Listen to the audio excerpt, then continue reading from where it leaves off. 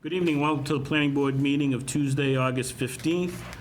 Meetings are on Milford TV and are televised. With that, I'll open the meeting and take a motion for the meeting minutes of our meeting of September 11th. September, what am I doing? I'm ahead of myself. July 11th, which are in your packet. I make a motion, we accept the meeting. Motion by Babe to accept the meeting minutes. Do I hear a second? Seconded by Ted. Any further discussion? Hearing not, all those in favor of accepting the meeting minutes will signify by saying aye. Aye. Opposed? It's unanimous at 4, 1 abstention. You can actually vote, Chris. but I'll Yeah, do I it as an just figured it, abstention, yep, yeah. simple. We have enough anyways. Got it. There are no 81Ps. Yeah, why don't we do that? For those of you who don't know, John Charbonneau's with us tonight. He's the new Assistant Town Administrator. Part of his job is that he's also our Economic Development Director. So with that, I'll turn it over to John to introduce himself and say hi to everybody. And he's here to listen in on some of the meeting. At least I don't want to keep you all night, but it's a pleasure to have you here tonight. Great, thank you, I appreciate it. Just to give a little bit of a background, I come here with 24 years of municipal planning and economic development experience.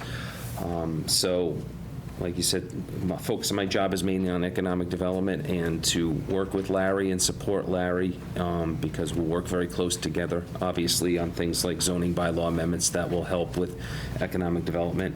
And the other part of that job is establishing a network of contacts with local businesses and the Chamber of Commerce and establishing databases of businesses and doing whatever I can to help businesses fill vacancies and promote what they need to promote.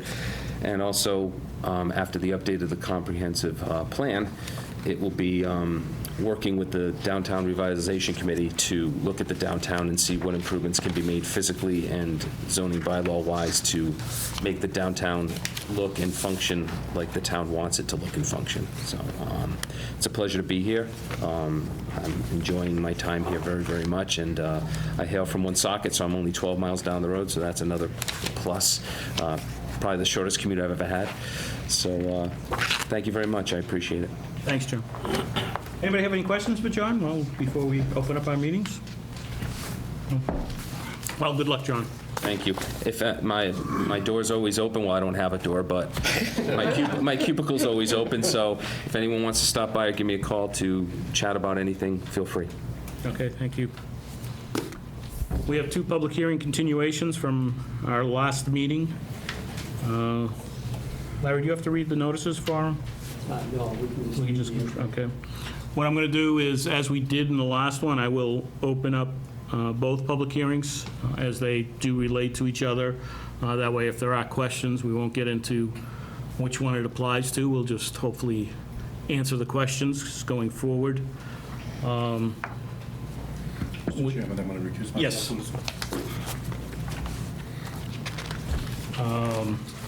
With that, I guess what I'll do is I'll turn it over to the applicant and their engineer to go over the changes since the last one, and then I'll read in any of the letters or updates from staff, and then we can open up the public hearings. Thank you, and good evening, Mr. Chairman, members of the board, Mr. Duncan, Ms. Manini, Mr. Charbonneau. For the record, again, my name is Jerry Efron. I'm an attorney with an office in Ashland, Mass. I represent the applicant, Old Cedar LLC. We've been busy since the time we last convened. We've submitted a revised site plan and elevation plans which specifically address certain issues that Mark will get into more detail with, but we removed the exterior access units from the front of the building. We extended the fencing to address some comments, and all exterior units are now behind the pin access only gate. We installed a no parking sign at the cul-de-sac. We made 2 appearances before the Concom and worked extensively with them and with Ms. Mainini. We responded to the comments that they made, and we responded to comments that DEP made. Most significant is that the applicant has agreed to remove some additional trash and debris that had been placed there from others near the riverfront area. The town engineer is still removing the stormwater. In discussions with her, we believe that any issues that are necessary to be resolved there will be resolved, and we note, although potentially prematurely, that in the draft decision that we have luckily been apprised of, there is an incorporation by reference of the Concom order. What that means, in my legal opinion, is that a violation of any order of conditions of an order to come from the Concom will also be a violation of any special permit, should you decide to issue one in your discretion. We agree with that condition. We've also submitted sewer connection plans to the Milford Sewer Connection, and we believe we have a response to your board that was made very recently. We also received a letter from Tata and Howard. They addressed some well sampling at the applicant's detention basin. We note that the detention basins are equipped with monitoring wells, not to do some monitoring necessarily, but because that's a requirement of the stormwater regulations. We've complied with that requirement. Our office spoke to Justine Carroll of Tata and Howard, and we confirmed that they were asked only to analyze whether sampling was necessary. Had not been asked to analyze whether sampling was necessary, just was asked what kind of testing protocols would be used if sampling was ordered. We made a response that's in the record to that as well, which I'm happy to discuss. And we've also kind of addressed with some proposed conditions, again, if we get that far at some point, and we more or less agree with the large majority of conditions that were proposed. We have some tweaks, would be my wording, and we also proposed some significant conditions to address some of the security concerns that were dealt with last time in terms of the prohibitions on use, the PIN access, the 24-hour surveillance, daily review. We think in combination, all of the conditions that have been presented to you will adequately address and minimize any adverse impacts. Again, should you, in your discretion, grant approval at some point in this proceeding. With that, I'd like to have Mark go in detail over what he's done. Yeah. Good evening, Mark Allen with Allen Engineering Associates. Here to just kind of go through the technical items that changed since the last time we were here. You may recall that one of the big items was the facade that fronts upon entering the driveway, and the gates and the security system and fencing that are associated with it. So at the time, these units that were facing the oncoming traffic showed overhead doors that were sort of outside the limits of fencing. So the architect has agreed, and our applicant has agreed to rework the internal floor plan so as to not have any exterior access to those units along that facade.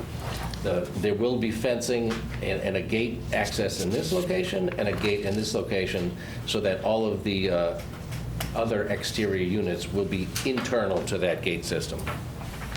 Another item of concern was the cross-section, the construction detail of the bike path. Previously, it was a little bit wider than the bike path has in other sections, so we've revised that detail to include what the bike path entails throughout the rest of the trail. Another item was the infiltration basin.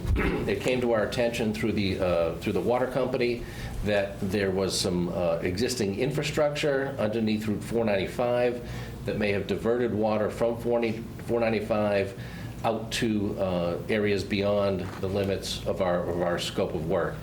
So what we did is, over the last week, is we worked diligently to increase the size of this stormwater basin so as not to need an outlet control structure. All of the stormwater from the site will be collected and infiltrated into that basin without a direct discharge into the neighboring groundwater supply protection district area. Those were the biggest changes from our initial application. Other items that we looked into was, internal access through the building, making sure that the larger tractor-trailer trucks could access adequately in through this area. And we did propose signage around the cul-de-sac showing that there shall be no parking along the cul-de-sac and entrance, so that only the parking that will be accessed will be in this location here. I'll go through staff letters. First, we'll deal with the subdivision plan. Again, the applicants are proposing a 3-lot commercial subdivision, including 1 new street. The property consists of approximately 9.8 acres located on the westerly side of Cedar Street. The old Cedar Street was discontinued at town meeting 5/22/23 under Article 12. This is from the town planner. He's reviewed the plans. There's a number of waivers that would need to be granted. I'm not going to read through those. We'll go through those separately later because we will have to vote on those. Proposed plan assembles and reconfigures the discontinued Old Cedar Street right-of-way with the adjacent properties to form 3 new lots. Proposed Lot 1 combines parcel 28-0-17, parts of parcel 28-012, and parts of the discontinued right-of-way for a total area of 5.8 acres. Proposed Lot 2 combines parcels 28-0-13, part of parcel 28-0-12, and part of the discontinued right-of-way for a total area of 67,157 square feet. And the proposed Lot 3 combines parcels 28-0-12A and parts of the discontinued right-of-way for a total of 84,555. As of this writing, drainage analysis has not yet been submitted. Apparently, it probably has, but I'm not sure at this point in time it was reviewed. Proposed Lot 1 will be served by municipal sewer and water. Proposed Lots 2 and 3 are existing development commercial sites and are already connected to municipal sewer and water. It should be noted that in addition to the vote under Article 12 mentioned above, under Article 11 of the same warrant, town meeting has also rescinded a prior 2007 vote intended to relocate Old Cedar Street to a similar location as the new street being proposed in this subdivision. But for the original 2007 development not materializing, the prior 2007 vote would have resulted in a relocated street becoming a public way. Based on recent town meeting action, the applicant is now able to propose the new cul-de-sac remain as a private way. This is appropriate due in part to the extensive subsurface stormwater facilities already in place within the roadway alignment, as well as for additional stormwater facilities proposed to be installed. The southerly 308 feet of the proposed cul-de-sac is located on the existing 50-foot wide access easement over the westerly portion of Lot 28-0-12A, the Wendy's lot, which is located on as part of Wendy's westerly driveway. The proposed cul-de-sac is 605 feet in overall length, extending north from Dilla Street, and provides the required frontage and access for proposed Lot 1. Larry recommends the waivers that we'll go through after. He recommends the definitive plan be approved, subject to relative agency comments. Yeah.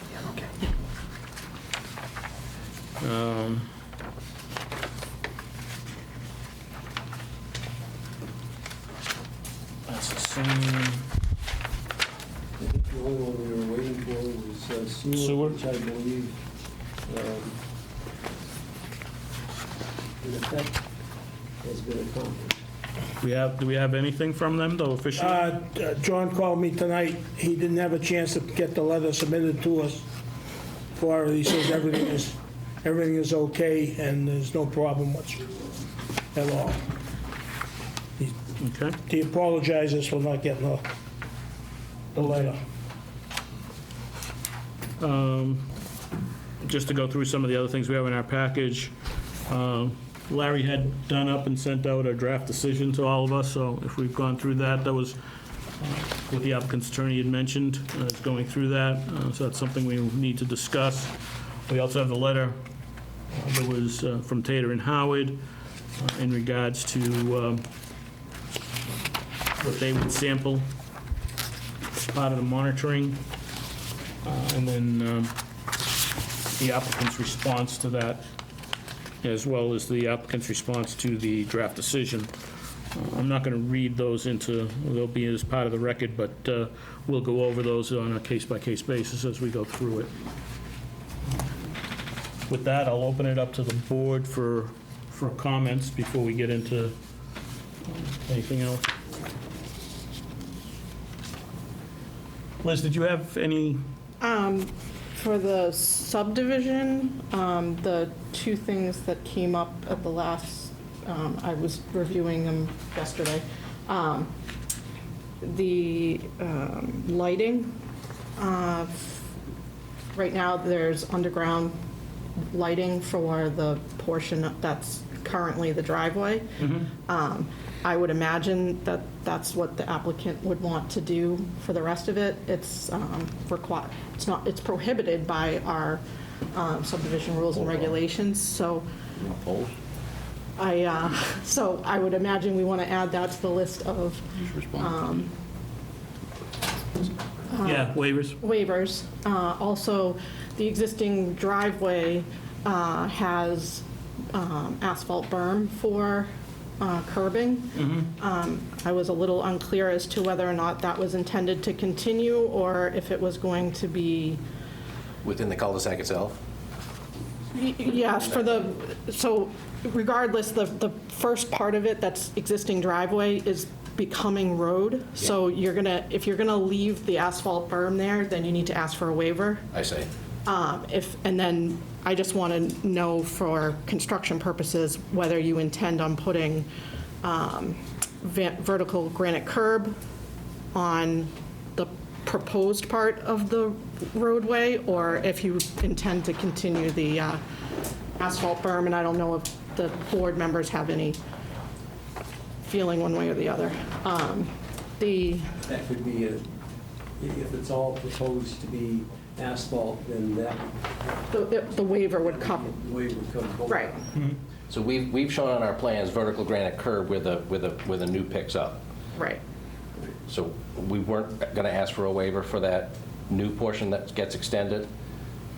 And as far as the power supply, I believe in Milford, underground is not allowed, so we just propose to continue poles to the transformer location at the building. Yeah, there's no, it's not allowed, but the existing, there's existing lighting on the driveway portion. In here. Yeah. Okay. So you're, in effect, the whole thing is the subdivision.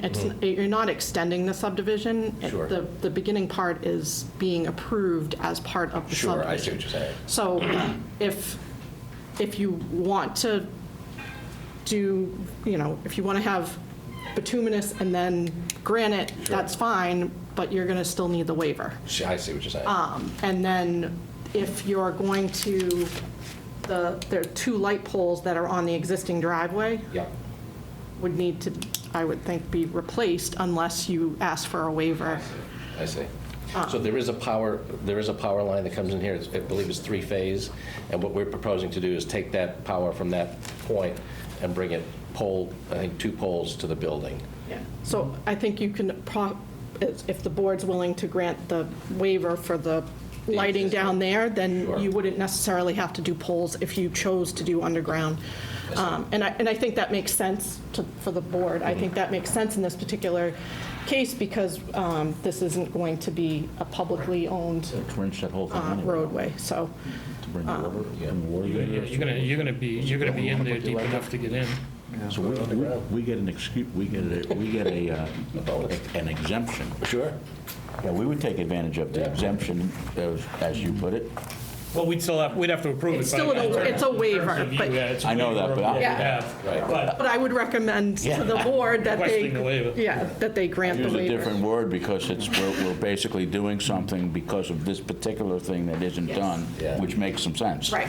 That's good. That's a great suggestion. The only outstanding, so the stormwater was revised, go back to the subdivision list. So the stormwater for the subdivision is one small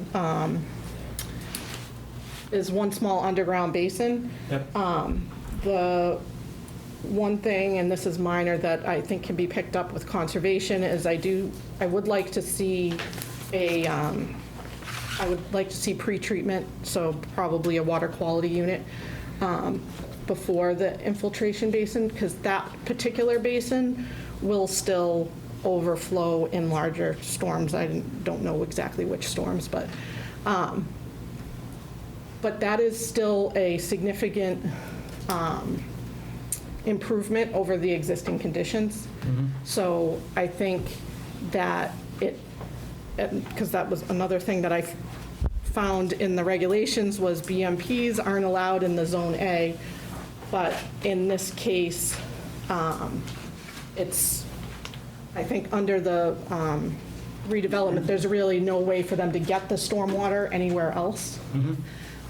So I'm comfortable with the stormwater for the subdivision. You want to go through comments on the, while we have you talking, any comments on the plans themselves? The site plans? Yeah, I mean, there was some minor things, but nothing that, Have you had a chance to review the change drainage design to go with the full set? Okay. well, I've reviewed it, but I've reviewed it enough to be able to recommend to this board. But there's going to be detail, in particular because of the drinking water source. For the conservation, there's going to be more details and more conditions that are going to be included. So I think it's really more appropriate for it to be in there anyway. And as Attorney Efron said, that it's going to be incorporated into this anyway, so. Okay. Joe, one quick note on the definitive plans. Not actually a waiver, it's that P1 is actually proposing a new freestanding sign on the corner of Lindy's property. That's not something that the subdivision should be getting involved in. So really, that shouldn't be on the plan. I think it's only on page P1. So that particular graphic should be removed before we sign MyLars. Yep. We agree. That was the other thing I had on my list.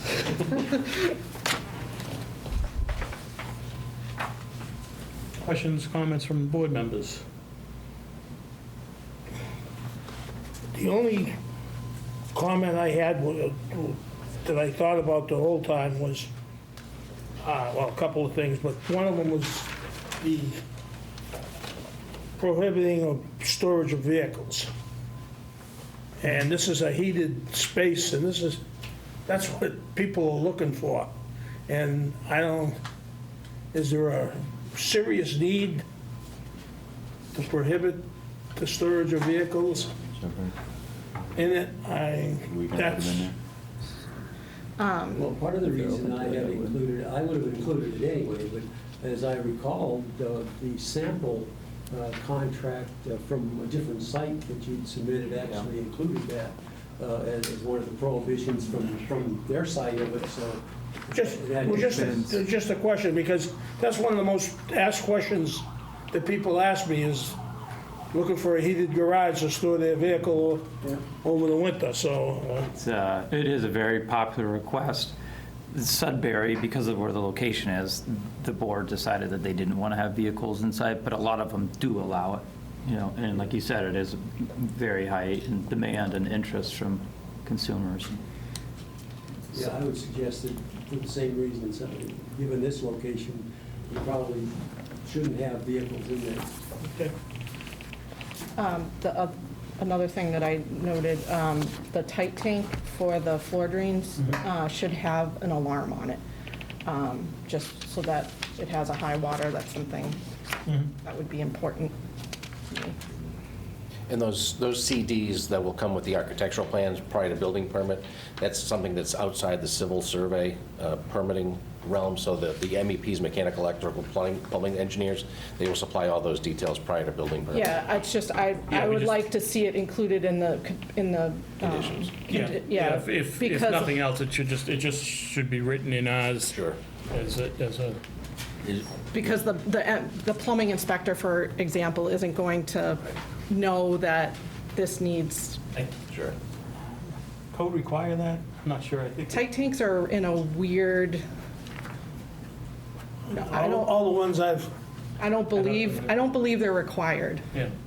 Well, by the plumbing code. I don't believe they're Yeah, that's required by the something that plumbing code Yeah, it would only be or, in the plumbing code. yeah. It's not. If you have a septic system on site, then it's required by the basically Title V. Yeah, the ones I put in are always been in an automotive thing that they use constantly. Yeah. This is something that's, Ted? I think that since we met the first time, the improvements with the fence and the siding and all that they've done definitely shows that they are on board with what the board needs or would like, so that we could get this moving forward.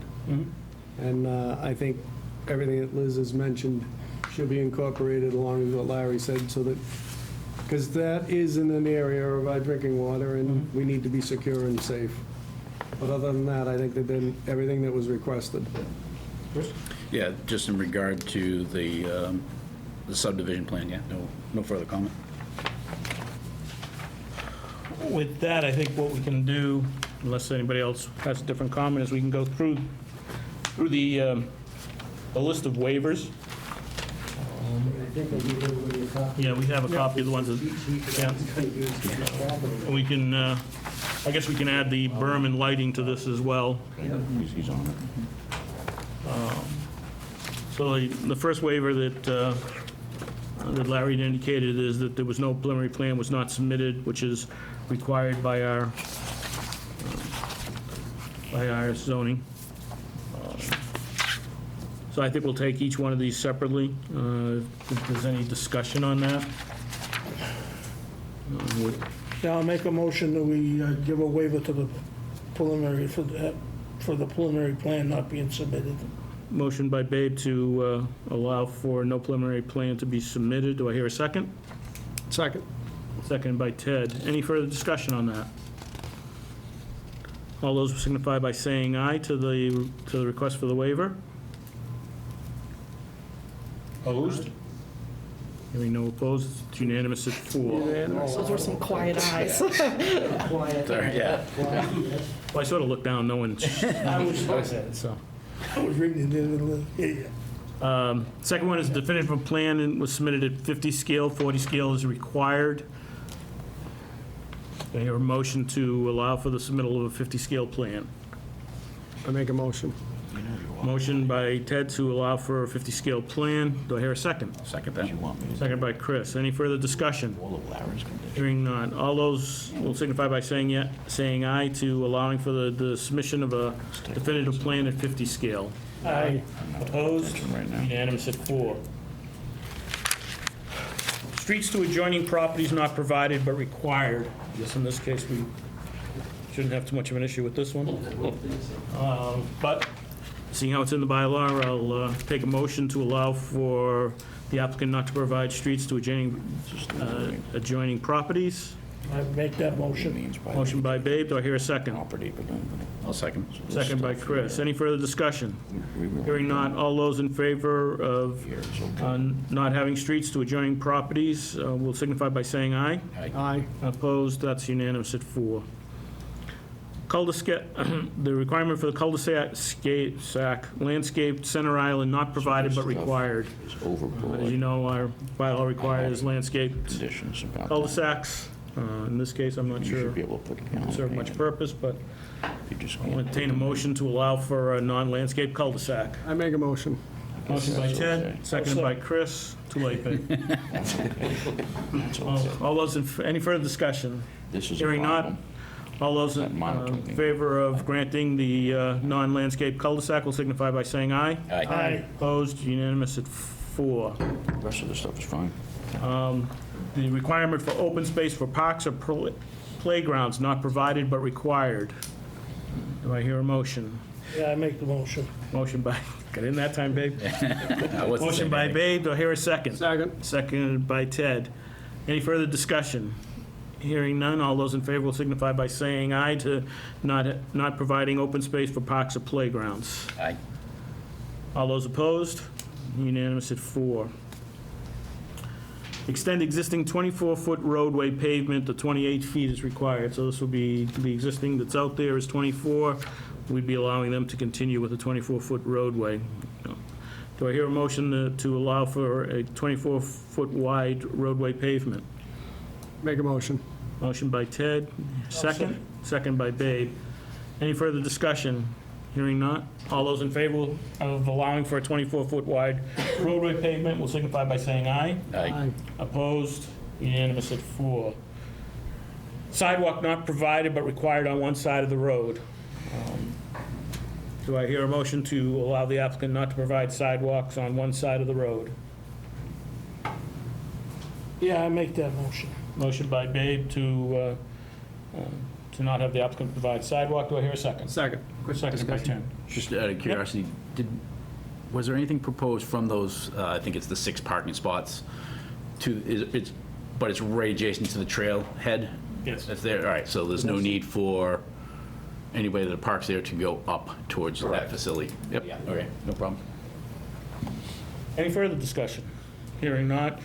All those in favor of the applicant not providing sidewalks will signify by saying aye. Aye. Opposed? Unanimous at 4. What's the pleasure of the applicant? I'm not sure what the pleasure of the board is in terms of our bylaw requires straight granite curb. Obviously, the Wendy's driveway, if you've been down there, is asphalt berm that's there now. The applicant is saying that they would put in straight granite curb from the point where they, or at least they've provided a plan showing straight granite curb from the point they're picking up. I would just assume they'd be one or the other through the whole length. And for me, to tell you the God's honest truth, in this particular case, I think, I don't have an issue with it being asphalt berm in this particular case. That would be the pleasure of the applicant. That would be the pleasure of the applicant. So I will open it by saying the applicant requests the use of asphalt berm throughout the proposed roadway. So I hear a motion for that. Yeah, I make a motion. Motion by Babe to allow the applicant to use asphalt berm throughout the roadway. Is there a second? I'll second that. Second by Ted. Any further discussion on that, seeing I'm the one that's talking about it? The reason for it, again, I agree with you, the reason for it, we've done this in a number of existing roads that we picked up that the town, that was already built, so I think it's consistent with what we've been doing too. Okay. Anybody else? Other comments? So all those that waive the need for straight granite curb and use of asphalt berm in its place will signify by saying aye. Aye. Opposed? That's unanimous at 4. What's the lighting actually read, Liz? Do you remember? I pulled it up. See, I can know what we're asking for a waiver. Just so you know, the berm was in section J and the lighting's in section N. I'll let Larry figure out the sections after this is over. Streets.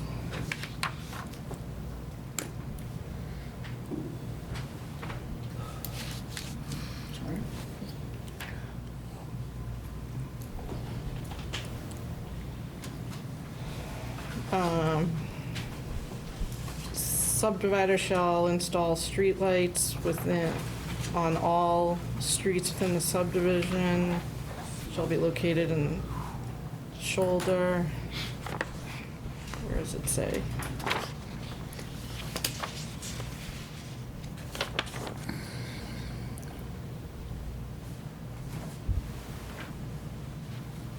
Where it is. Would this just be a waiver to allow Oh, for... it's under, it's actually not the streetlights, it's the the utilities? next section, underground wiring is not permitted within the town of Milford. Yeah. So that's actually section O, Larry. So, O. so in this case, the applicant would be requesting a waiver to allow for the use of underground lighting in place of the overhead lighting, which is required by the town. Underground wiring, I'm sorry. Tough to put in underground lighting. Do I hear a motion to... I make the motion. Motion to allow the use of underground wiring in place of the above-ground wiring. Do I hear a second? Second. Seconded by Ted. Any further discussion? Yeah, you're gonna continue with poles on the new section, right? Or are you gonna continue with underground the whole time? So we're proposing poles to the new building. Yes, okay. All right. From up, Yeah, this is just the existing, Yeah. just as you were, yeah, okay, that's, I thought so, I just wanted, you're going to put light poles or on the existing, no. no, on the proposed portion of the subdivision road? The section The here. waiver's only for the existing. Yeah, but it's only for that, because that's all we can do right now. That would be part of the site plan as to what they're doing. But just in asking, what's the plan going up? Are you putting is there additional lighting from that point up?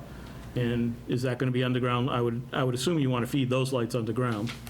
We're showing them above ground now because that was consistent with subdivision planning, but we're more than happy to put that underground On the site plan. on the site plan. Yeah, it's definitely a site plan issue, but I just figured while we were talking about it. Yeah, we had shown two additional poles Okay. to a transformer, then underground to the building, but more than happy, we have to trench the water line anyway. Yeah. We may as well just put it in the same trench. So there's the. What did you say? No water with electricity in the same trench, Trench right next to the water line, 10 feet away. 10 feet away. So you're seeking a waiver to keep the underground in the existing portion of the roadway. Yes. You're going to do poles for a short stretch to finish the cul-de-sac, and then you're going to be underground for the rest of it through the site. Right, that doesn't- site plan. It makes more sense if you're going to do lighting on the proposed portion. I'm right with you, Larry.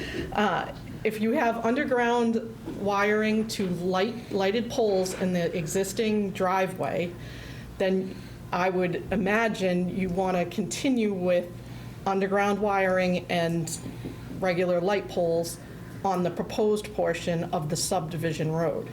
Yes.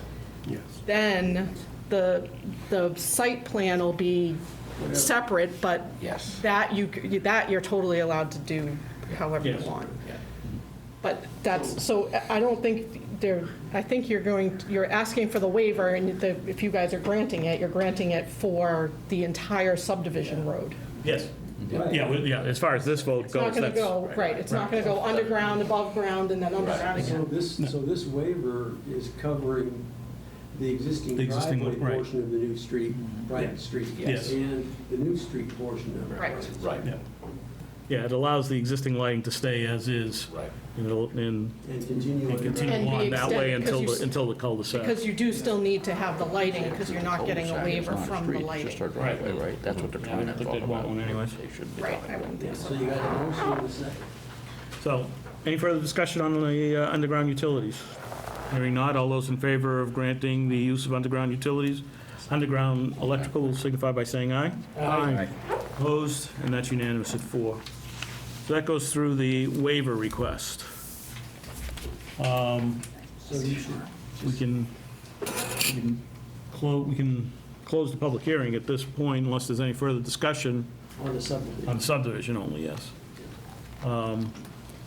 And we can take a vote on the subdivision itself, if that's the pleasure of the board. And you can do it all in one motion if you want. Until I hear a motion, I can't do anything. I make a motion We can hint. that we approve what we've had tonight. The definitive subdivision plan for For- Cedar Street. Old Cedar Court. Oh, yes. So you need to close that public You need- hearing yeah, and then close it. approve it. They want to close the public hearing, did he? Okay.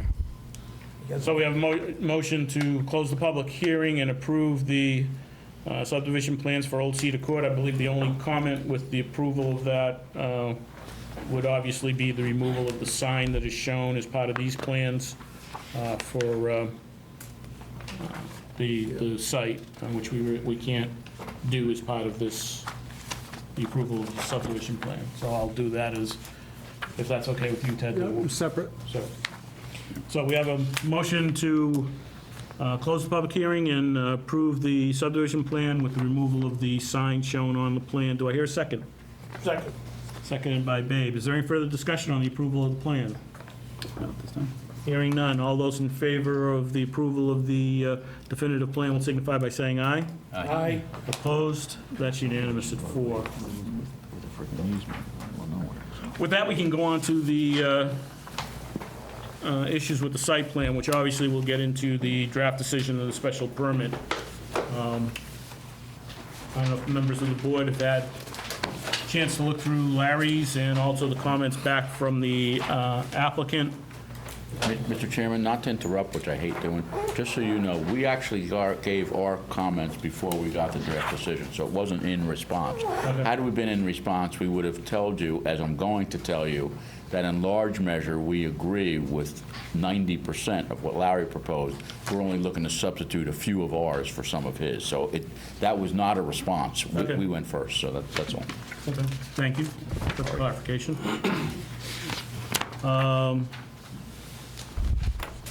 With that, seeing how we have Larry's in front of us and stuff, and based on that, what are the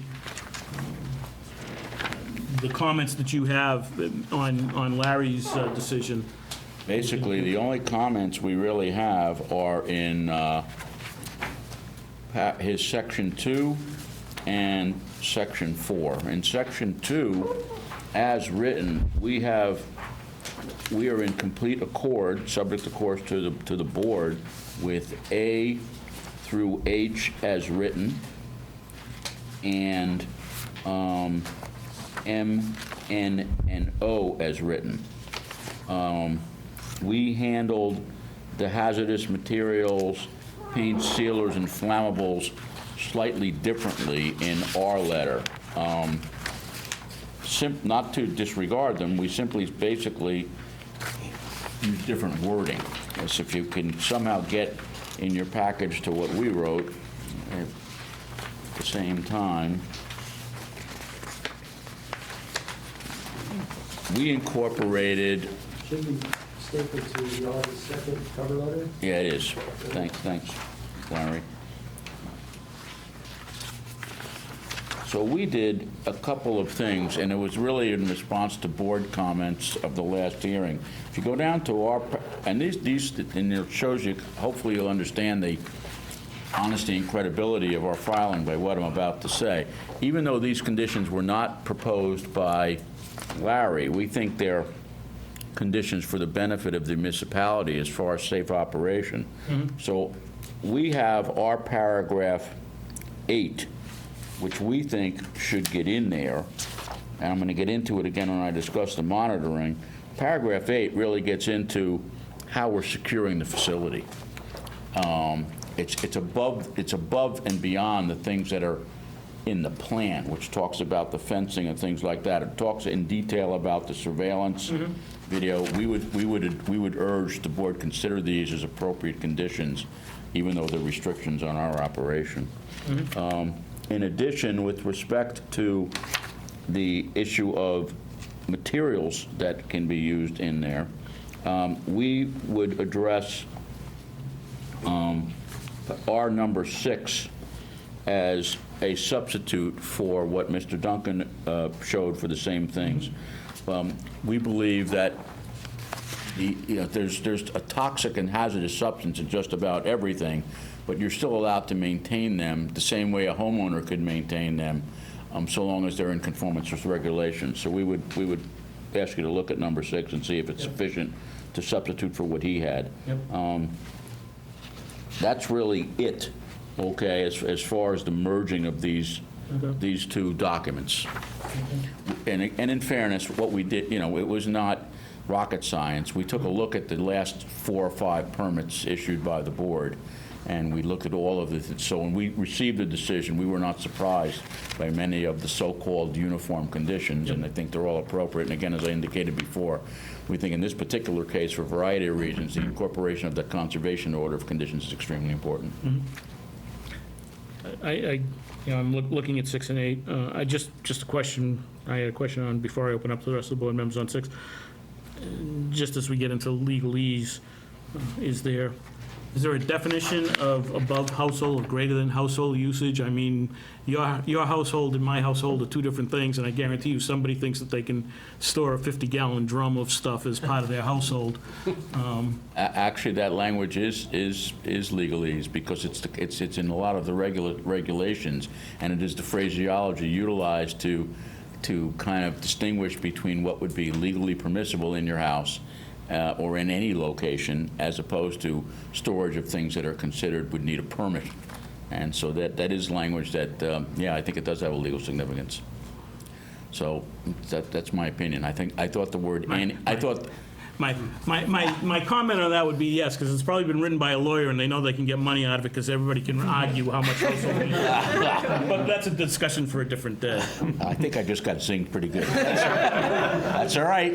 Well, and I'm not sure. I'm sure it wasn't you that wrote it originally. I didn't take it that way at all. That was fine. And then the only other thing is this whole issue of monitoring. And we have.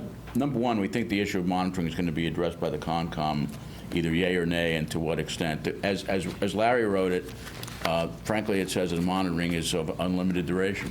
It's going to go on forever.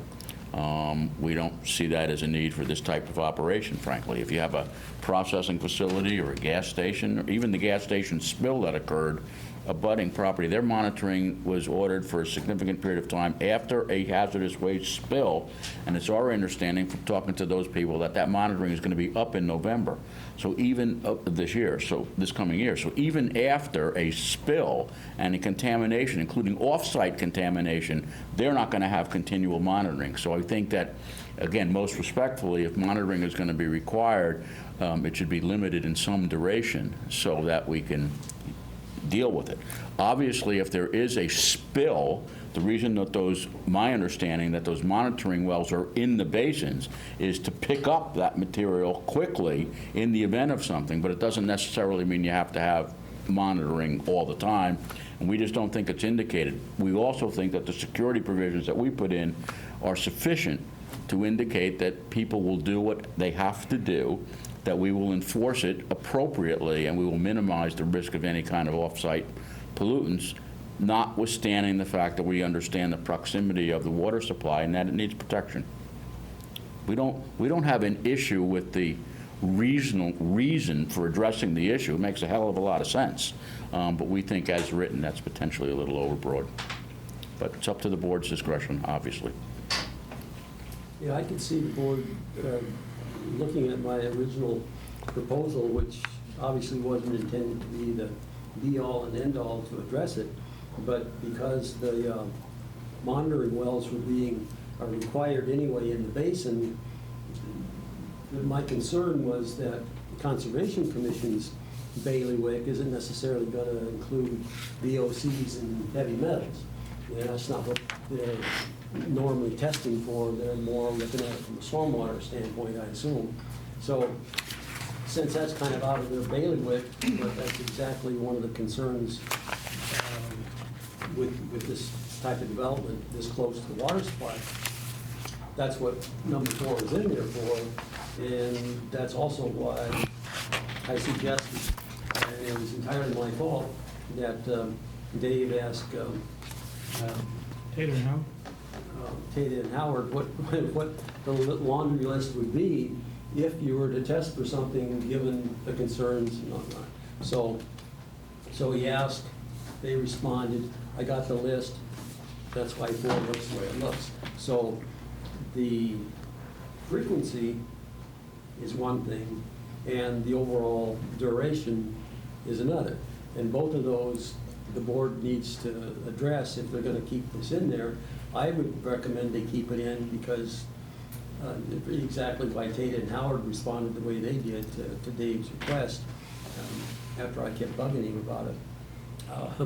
So it's not entirely his fault, but I guess my approach to this is that it's a legitimate concern, so if it's a legitimate concern, there ought to be some specifics involved in why it's a concern and what you should test for. So now that we got over that and got a list, I think that it's legitimate to keep them in there, but certainly the overall duration and how often do you test? Those are also legitimate to look at and, be something that the board would want to determine and see how the applicant feels. Comments from the board? And the water company is here, so. I was going to open up to them after comments from the board. Chris, go ahead. Yeah, same as you as far as that definition of the household use, and it's just that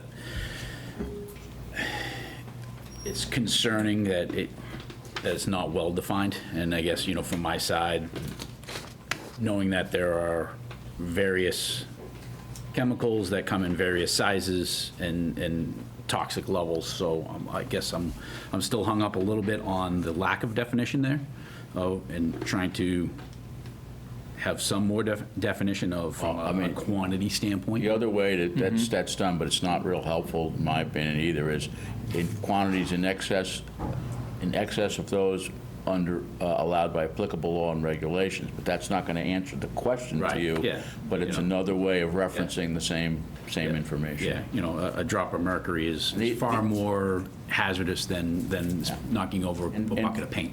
You're right, and in fairness, that's the kind of language that appears in commercial leases or commercial loan documents, or anybody that is prohibiting or has a concern about hazardous waste. Unfortunately, that's the language they use, or they use a large definition of what hazardous materials are that's about 2 pages long, and also doesn't help anybody.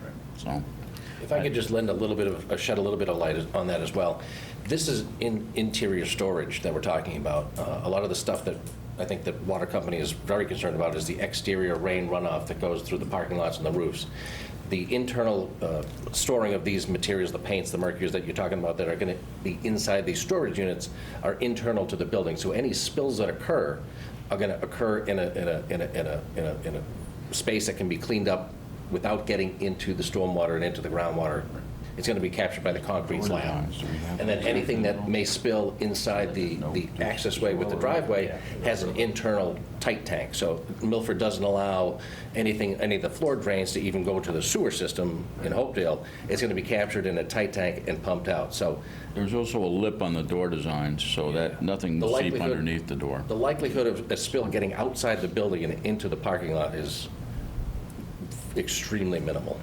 It's more of a catastrophic type of event, Correct. There's a fire and they're dumping, Yes. millions and millions of gallons of water now, and where does that go? Yes. And I guess, speaking of the garage doors, we're still full-size garage doors. I mean, obviously, we can monitor, but in a sense, someone could park a car in those 10 by 30 garage doors. Like the garage doors are a standard commercial or almost like a residential size. Yeah, exactly. I was at 8 feet tall. Yeah.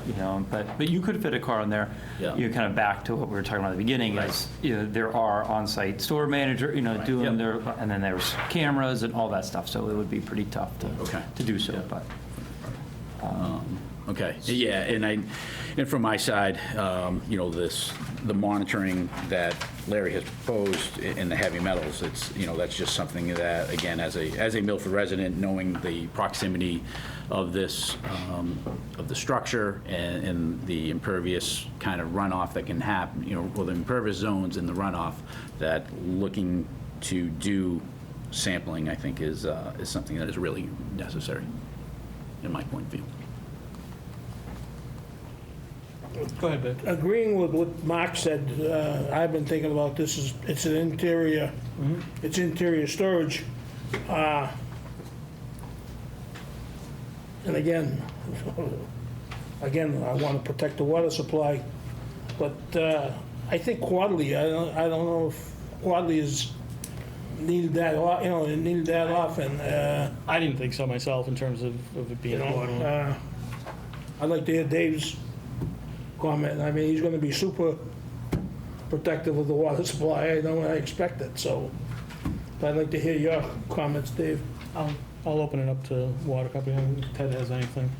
I just think that we need to monitor it, whether it be quarterly or the best recommendation that we can get, because of the water source, because of our drinking water, it has to be addressed. And if the water company has something that may help us in that, and so be it. Make a quick comment on that. So I understand the concerns. If it was something as it relates to duration, instead of going on for infinite, I mean, could it be 2 years and it's twice a year or something like that? And then if something is found, then we extend it a year, or I don't know, it's just, as we get into it, I'm hoping that I maybe guess I there's would some kind assume, of frequency and duration. we can have an Yeah, answer. I guess assumed that, based on what I'm hearing, it's more that we don't expect that in the first year there'd necessarily be anything, nor do we expect in the 10th year. It's a case where we wouldn't know if there was some sort of spill that happened there that would cause the problem, and that could be in year 12. So to say we're only going to do it for 2 years because we're not going to find anything, we don't expect to find anything, and hopefully we'd never find anything. So I don't think it's a time frame dependent thing. I think it's one of what's the right thing to do more than anything. I mean, I think that's what I'm hearing from people. If we're going to do monitoring, I think it has to be continuous. Now, if we don't find anything over the first 2 years and we're doing it semi-annually, and we think that, let's just go annually from that point on, maybe that's more correct. But I think there's going to be some, it sounds like, I don't want to speak to the other board members, it sounds like there's going to be a need to do ongoing monitoring to some level, is what I'm hearing. And I think Concom's requirements are going to be ongoing. I just don't know how often their typical. So, right, there will be, I don't know if I included it, and I've been doing so many different things at this today. But there will almost certainly be a perpetual, in perpetuity, that the applicant will be required to submit O&M reports on the basin, on the BMPs. And that's something that's done not very frequently in Milford, but it's common to orders of conditions and certificates of compliance. So that is absolutely going to be the case, because when I was, the big change that we made over here, that Mark made, was to increase the size of that larger basin so that nothing, all of the design storms will be contained within that basin, which is a huge, I think, leap in protection to the site and to the drinking water supply. However, there's certainly capability of us getting a storm that causes it to go over the basin. So it's not completely eliminated, and the operation and maintenance of the basin, making sure that it continues to infiltrate as it was intended, is something that's imperative to making sure that this is a long-term solution for that. So I am relatively comfortable with that basin. I'm a little more concerned about the basin. There's a second underground basin at the throat of the driveway. Yes. A little small area that is a low point that we captured, a small area Cultex here. Yeah. So I would say my recommendation to the commission would be for that upper basin, and like to your point, I really don't care about the first couple of years, because it's going to take a little bit of time before that basin would start to not infiltrate. So my concern would be later on. But I would say, doing a testing annually in the spring, early spring, so before the stormwater gets its most, that would be my recommendation. That would be similar then to how Concom would approach it. I guess what I was Right, trying that's to- my recommendation. That's going to be my recommendation to the Conservation Commission, is probably, yearly monitoring, yearly sampling of both. What would they be sampling for, and what's your recommendation in terms of what are they sampling for? Compost? So I looked at that's- this, and this is mostly VOC. So, yeah, and that's, and the stormwater handbook talks about critical areas and surface water supply. These are the same things, it's the VOCs, although phosphorus is something that we would be, but as long as, phosphorus in a catastrophic event isn't a problem. Phosphorus long-term is a problem, and that gets removed through the infiltration basin. So I think the VOCs are really the only thing that I would, be terribly concerned with. If there's something else that Dave thought, I would certainly look to entertain that for the Conservation Commission.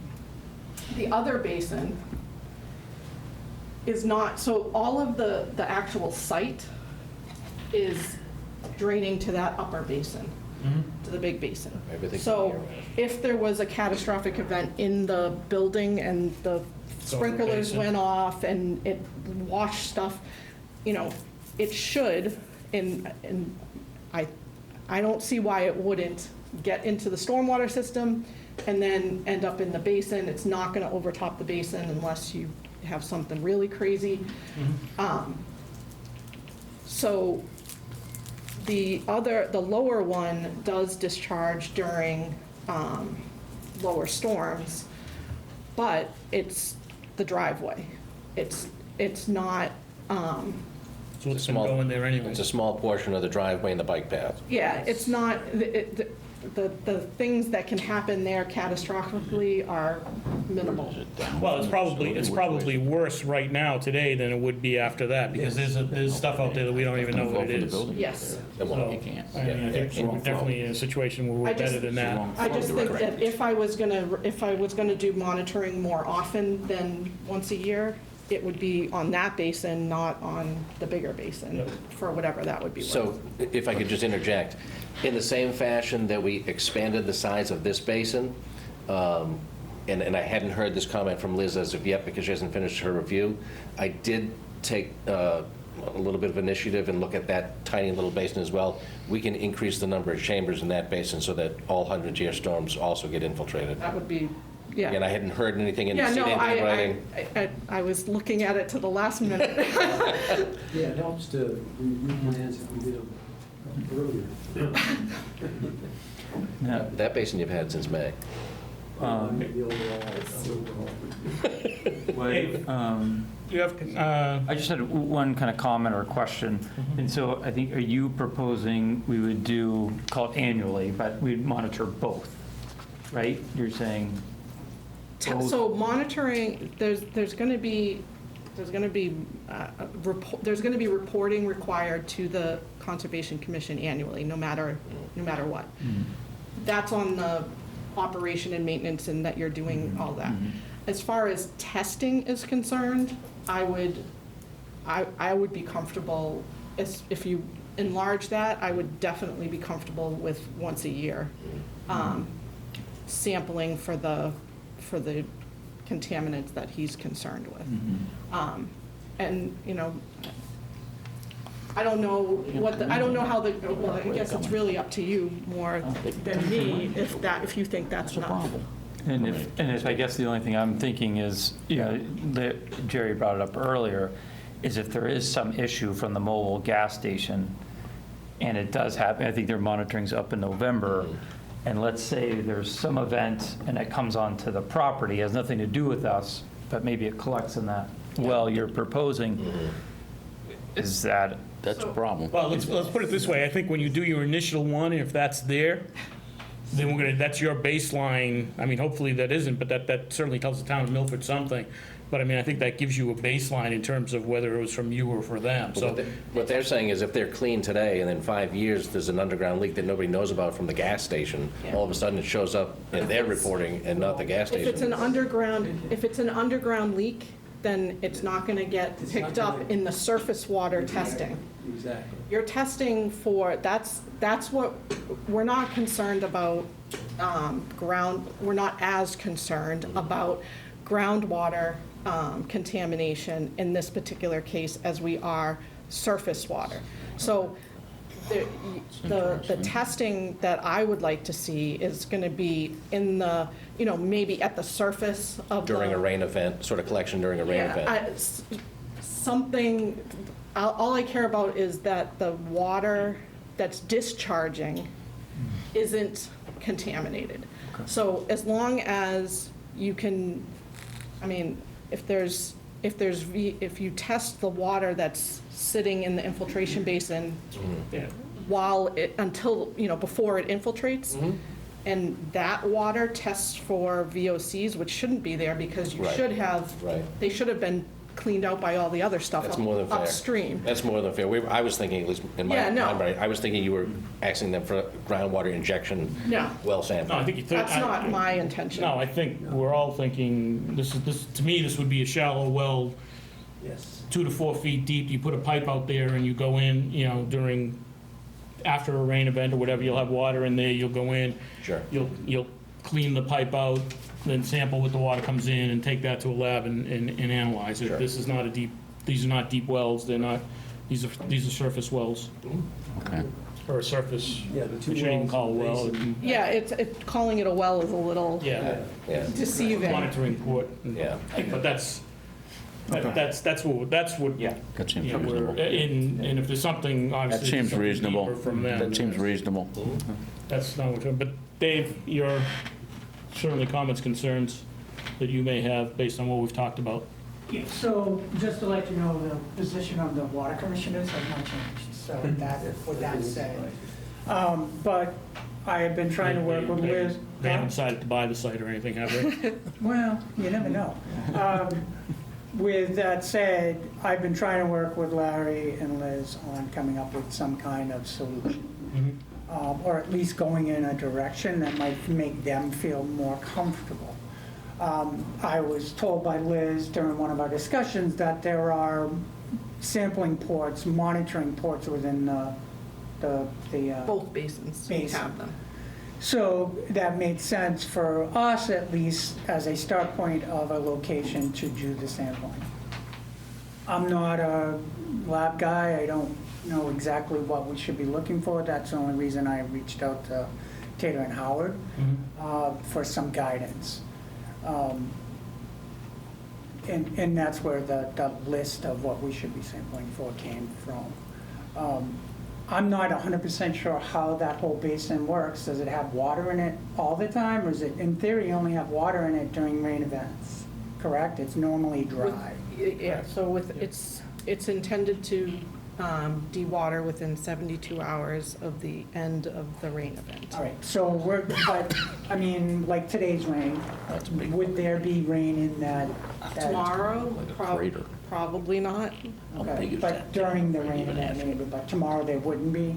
Yeah, it depends So on, again, we were trying to come up with, well, when would we sample it? Well, clearly you need water in there to sample it. yeah, So it's not using quarterly or monthly or whatever, it might not work because in a normal summertime, what do we go, 4 months? We might not have a single thing of rain. So I think what we need to do is try to work something out maybe during a rain event or something of that nature that we're actually capturing the runoff.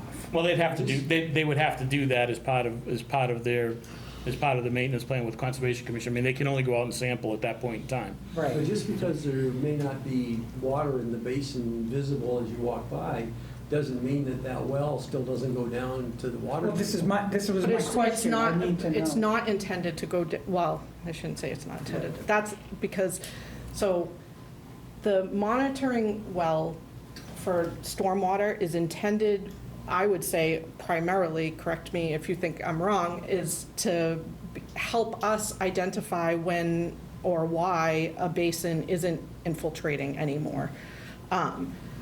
It's similar to a septic system, so I don't know Yeah, that. From where we are, there's no reason why we would have them, be sampling any deeper than 2 feet below surface. There's, again, they're up higher, it's gonna be running down from if there's anything coming from their site, it's gonna be running down and going in. It's gonna get left in the basin, it's gonna show up there, so There's no reason for anything deeper than that. So that's what they would be sampling, and that stuff does remain in for a certain length of time. So it rains today, if there was petroleum derivatives of any type in there, you're gonna see it, 6 months later. It'll get Okay. resuspended when there's Another rain event. when there's another rain event, which is what we're really concerned about, it getting resuspended and then having a catastrophic event where it goes out the Right. overflow.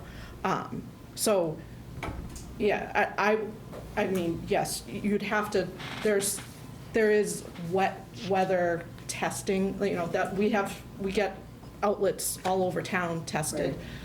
They do dry weather and they do wet weather. So yes, you could say quarterly or yearly or whatever, and by a certain date, but it has to be wet. I mean, I would call it has to be wet weather.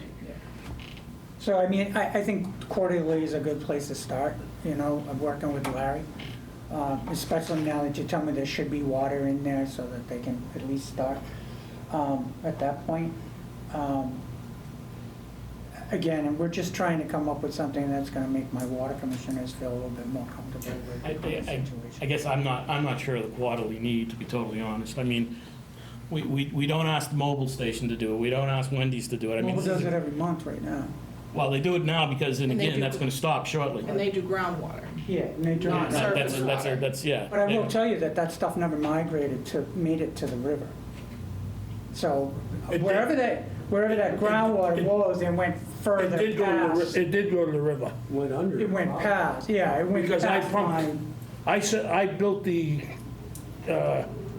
decontamination operation there. Yeah, And we pumped from the river, and we pumped from 2 wells on the property, and yeah, but we never took that source offline. There was never any contamination that made it to the river as far as making it so we had to shut the thing off. The I do surface VO water supply. Yeah, so I do VOCs, the VOCs come back clean, so the source itself, although cloudy and very turbid, is, as far as VOCs and stuff go, it's clean. So, my job obviously is to protect the source, and I need to do that, and I think the quarterly was a good place to start. It might not be the overall end-all timeframe, but again, my job's to protect that source, and, that's at least what we came up with at this point. Yeah, I guess I just don't understand it. I mean, If it- it's fine to say that, I'm just not sure what we're gonna see or get at that point in time. I mean, it's, like, again, everything that's internal to that building is draining internally. There's nothing coming out, so it's a car driving by there. I mean, 495 puts as much in there that we don't do anything for whatsoever. So, I mean, to say we wanted to have these people I monitoring didn't this have any control over the quantity. 495, and it's 200 feet away from the source, so that's just. 495 goes over the source. But I wasn't here. Not- I would have been standing right here if I was. So my job's to protect it, and that's my opinion. And again, my board has not changed their stance, so I am trying to come up with something that might make them feel better. If the flow was going over if it was being directed to the wetlands and the source for the 2-year storm, I would 100% agree that quarterly testing would be appropriate, because you need to catch it based on the frequency of your discharge. I think that, again, I can't stress enough how much I think this was a huge improvement. I do think tying into the drain line that we believe discharges to the other side is better, because it doesn't rely on the maintenance of the BMPs. So if they were doing that, I would say, obviously, there's no reason for testing, but I really think the biggest chance for either of those basins, once they're sized for the 100-year, to overflow is going to be in the springtime. So testing the water in one of the, late winter storms will ensure that there's no residuals sitting in there that'll get resuspended and head out to the system. So from the timing Yeah. standpoint, if you do it once a year and use that language to define when that once a year occurs every year, whether that's a month or two time span, but at least it's better defined than just saying quarterly or semi-annually or whatever the hell else it is. My thing was, if they're required to have these monitoring wells in the basin and they're testing for something else to meet Concom's requirements, and this board is concerned, which I think it should be, and based on what Tate and Howard's suggesting, then when the company goes out to test for whatever's on their laundry list, if these chemicals and the metals and the VOCs aren't on their list already, add them. So it's a very simple-minded pedestrian approach where the wells, where the monitoring ports are already going to be installed. And they're not having to drill new wells, they're not deep wells, we're not talking about groundwater, it's all surface. So that's how I was approaching it, simple-minded, Midwest, I'm from Dubuque. And I agree with the testing, I think now that they've made these changes, the quarterly, I agree with the testing also, but again, if you're gonna have probably if these are shallow wells, they're not gonna have water. You're gonna have at least 2 quarters that have no water in them. And the thing, where if you do it at the time where Liz suggested, you're almost sure that it's gonna be, you're gonna have water there in that time of the year, So, Yeah, I mean, I'm comfortable with spring testing. I don't have an issue with that. I would suggest something like between April 1st and June 15th, and I throw would go something. earlier. yeah. Earlier is fine. March 1st to- I was more like, First to I was more April. interested in something that somebody could Yeah. read and say they know when to test. Right. Ted? I think what Liz has brought up and what Larry has brought up should be definitely part of the package because of the monitoring that needs to be done, whether it be quarterly or the 1st of March to April 30th, so that we have a baseline to start and we can go from there, just so that we can have an idea of what we are working with on a year-to-year basis. Put you on the spot. I know that we've gone throughout town a lot of stormwater management, and we have various types of catch basins. Do you know if the highway department or the Board of Health is doing any type of sampling and testing of those stormwater management systems throughout town? Yeah, so we have a consultant that does, yes. So where other catch base or other other stormwater places. management Yes, infrastructure that's not even remotely close to our water source is being tested on some type of that is correct. schedule. Yeah, schedule might be a little bit But they're being tested. strong, but it's well, actually annually, there are tests being done. It's just not necessarily any one specific place. So, And so it sounds like, if it's annually and you're saying March 1st to the end of April, are you also, so that would be the frequency, and I think, Larry, you brought up the duration. Is the duration something that you're saying in perpetuity? unfortunately, I would agree that we can't figure for when there might be an issue. So I do think it needs to be in perpetuity. Are these dates that we're talking about now, in our discussion, going to satisfy Concom in their discussion? I mean, it's. Yeah, If the testing, if it makes sense to do it and you're going to. Well, I mean, if you want to put in if this wants to say, if you want this to say yearly testing and leave it to the order of conditions and the certificate of compliance to indicate when, if this says minimum yearly testing and the Conservation Commission surprises me and says, no, we want quarterly, then it'll still be covered under that. That's right. A possibility. We're going to hopefully enter something sooner than them, but we've already told you we agree that we're going to be bound by the order of conditions as part of the special permit, as Larry suggested. So I think that provides adequate protection, I hope. And I truly don't anticipate them going against my recommendation when it comes to the stormwater system. As far as their level of protection of the water source, I wouldn't expect them to rely on me as heavily for that. They would probably rely more on Dave for that, so. Any other questions, comments from the board? As it's a public hearing, anybody in the audience that would like to speak on this that hasn't already?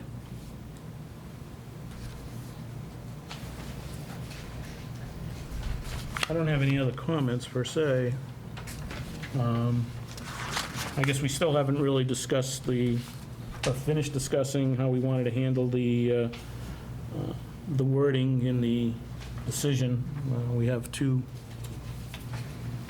I have no issue, myself personally, I have no issue with having Larry add in the decision that the Section 8 that the applicant had put in about the security measures that will be part of the facility.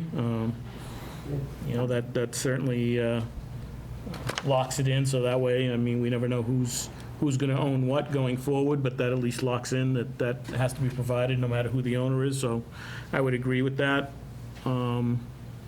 And I don't really have, we've talked about the household use, and I sort of agree that I don't know that there's a better term, not that I like it. I think their 6 and Larry's IJ, K, and L really are the same thing. I wouldn't mind if we changed that, but I didn't have any other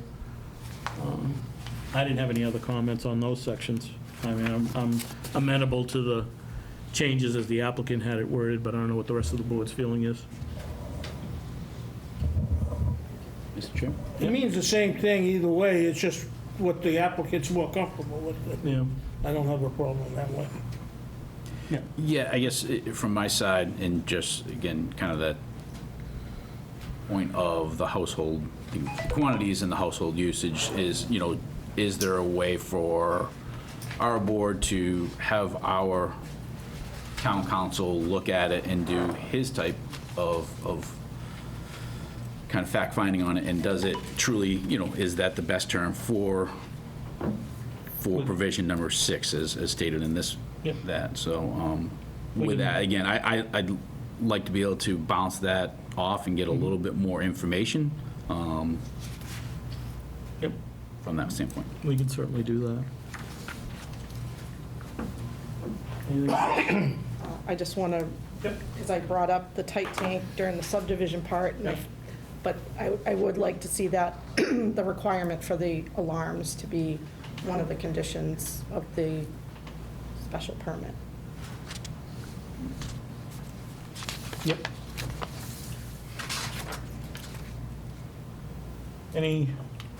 What's the pleasure of the board? I would think that, well, Larry, can we close the public hearing and then discuss the conditions of the approval, the special permit approval? I don't know if there's anything as part of the public hearing now that is certainly not as part of the where we are with the drawings, but No, I think I think we can get town council's opinion on their phraseology for number 6. He'd already looked at the draft, and, we didn't have a problem with it. Any other tweaks that we needed to make, or we thought we needed to make, I already did it before I sent it out. So, I don't know if... The applicant's content with the approach of the board. So if you wanted to close the hearing... and- well, that's my, I don't, again, there's no one else in the audience here. I don't see the need to keep the public hearing open, but obviously, the decision does need a few wordsmithing and having some stuff added, so I'd like to have that brought back to us at the next meeting. That would be my pleasure, but if the board has a different feeling, they want to keep it open, then I certainly don't have any issue with that either. No, With that, you got the, I'll entertain a motion then, if that's what we want to do. well, I thought Ted have? Ted had the motion We had the motion. to close the public hearing. Okay. Motion to close the public hearing. Is there, do I hear a second? But Thank you. Second. Any further discussion on closing the public hearing? Who did it? Ted motioned. No, I who second. seconded? Chris. I did. Chris seconded it. You guys are fighting over it. Hearing none, all those in favor of closing the public hearing will signify by saying aye. Aye. Those opposed? That's unanimous at 4. I guess in terms of making a decision, we'll wait till we have the decision in front of us, but at least we have the public hearing closed. Is that how we want to handle it, Larry? You're not going to take a vote tonight? Well, I mean, it would only be a partial vote on the plans. We don't have the decision, the final decision in front of us. We do have some tweaking that has to be done, so I don't know. I mean, I think it's cleaner if we just had everything in front of us and just approve everything at one point in time. I was just asking the question. Well, and that's my answer. Does the special permit require the letter from the sewer board? yeah, well, We'll have that Which we hopefully, don't but have. yeah, we have That's what I'm that. saying, we don't have it yet, which is just another provision of Yeah, why I'd see to continue. Yeah, we'll definitely have it by the 5th. Can't come. Not that I don't trust you. no, I understand. But if you need me to check with town council and then try to figure out whether that language is sufficient or not, you're not going to know that until the 5th, and so close the public hearing. Careful here in terms of when this. By default, you're taking it under advisement. Yep. Mr. Chairman, I was listening in the beginning of, before we started, about your personal scheduling. I don't know when your next meeting is, but 5th of September. all right, that's the answer to the question. Our plan is that this will be back on the 5th for discussion and approval. I will tell you in advance, it has nothing to do with this. I am not going to be able to be here on the 5th. I have my, I'm going to have a grandson born on the 6th. Congratulations. In North Carolina, and I'm going to be down there. Without, I don't want you to think I'm disrespecting in any way the board when I'm not definitely here. Well, Hey, if you're going to do that, do it when I'm not here, please. we'll try to make sure it's ready for the 5th, because I won't be here for the next meeting, and then you'll only have 3 members. So that's probably not something you want to do. Mr. Bingham from my office will be able to be here. All right. Thank you very much. I think we're... Thank you. Thank you.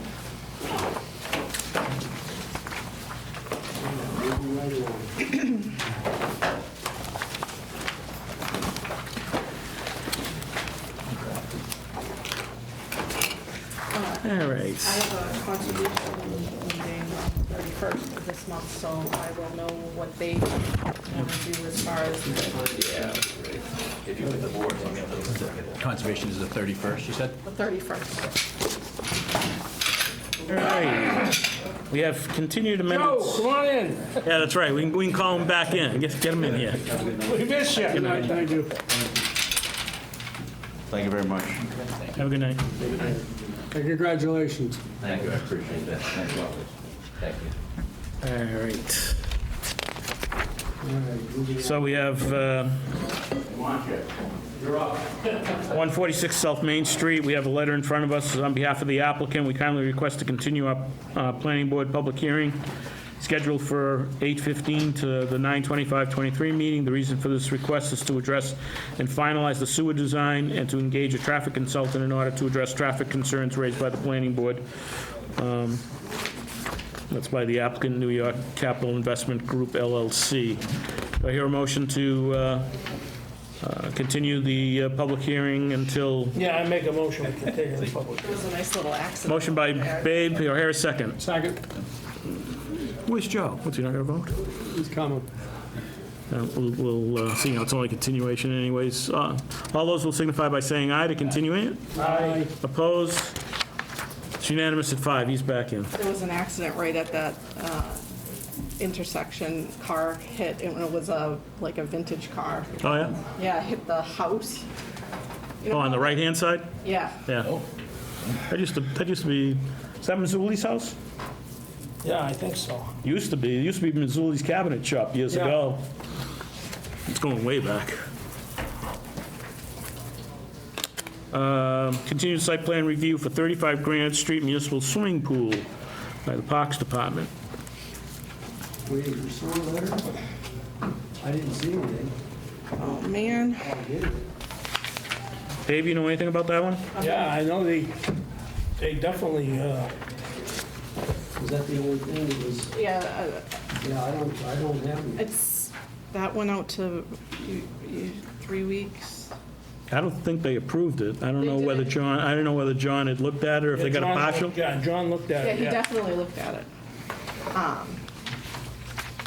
Well, you want to get it off the agenda and approve it subject to Yeah, we could- receipt of the yeah. letter?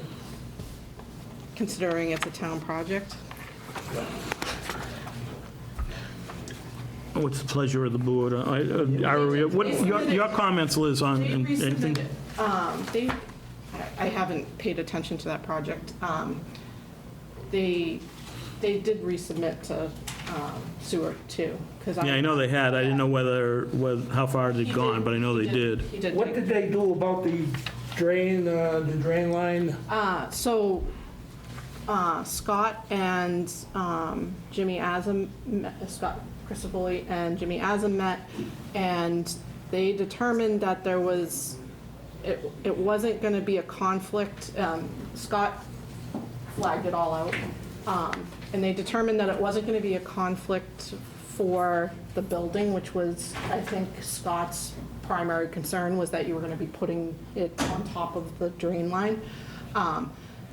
So there's going to be kind of a second phase where they're going to be doing the playground portion, which is up by the driveway to Vitalato. And I believe that's where we would want to kind of put the rain garden anyway if we were going to do something. So I think the proposal is to deal with it in that phase rather than this phase. But Okay, as long as Scott was the one that had called me about it, because he knew I had worked on it too. And Well, we can make it subject to a letter from the Highway Department indicating that they're okay with it as well, babe, if we want to going forward, if we want to get it off the agenda. I don't have an issue with that either, as well as getting final okay from the sewer department. At least that way it's more administrative at that point. Any other questions from members of the board? Hearing not, I'll entertain a motion then. make a motion, we amend this, we accept the amended site plan. Oh, that's it. Approve the amended site plan? Is that a site plan? That's a site Yeah, plan. it's site plan. Yep. Yep. On the receiving of the letter from the highway and the sewer. Motion. Why do we want to make an exception for them? I mean, everybody else, we expect We've to got have the the- letters here. We got the okay from the sewer, Oh, we do? yes. We don't have a letter in front of us, and They- Sewer called up and they. And it's a town project, so the Well, town. they should be held to the same standards. Well, they went out of their way to vote to make sure that it could be done, not to hold it up. That's the thing. and part of what they were asking for was somewhat out of their control, as it turns out, too. So that's what we're just making sure that that's clear, from Scott, that he's okay with it. We received it, On the yeah. highway side, yeah. I do think you're right that I think they did vote I don't know if they voted, that's the only. the sewer. Yeah, they did, no. I'm pretty certain they did. No, Lenny, I talked to Lenny. Did he? and I they didn't remember him saying, but anyways, it doesn't matter, we'll They had just get the letter. voted- They had voted to let John send the letter in. That's what they did do. Yes. They did do that. Yes. But I don't think they had seen a final thing, but they said that they would allow John to send it in once they did it. That's what happened. And John had no problem with it, so. So we have a motion by Babe to approve the amended site plan, subject to receiving letters from the Highway Department and the Sewer Department to finalize the file. Do I hear a second? Second. Seconded by Ted. Discussion. In those letters from the sewer department and the highway department would be that they approve this site plan, correct? That they have no issues and nothing needs to change on this site plan due to their review?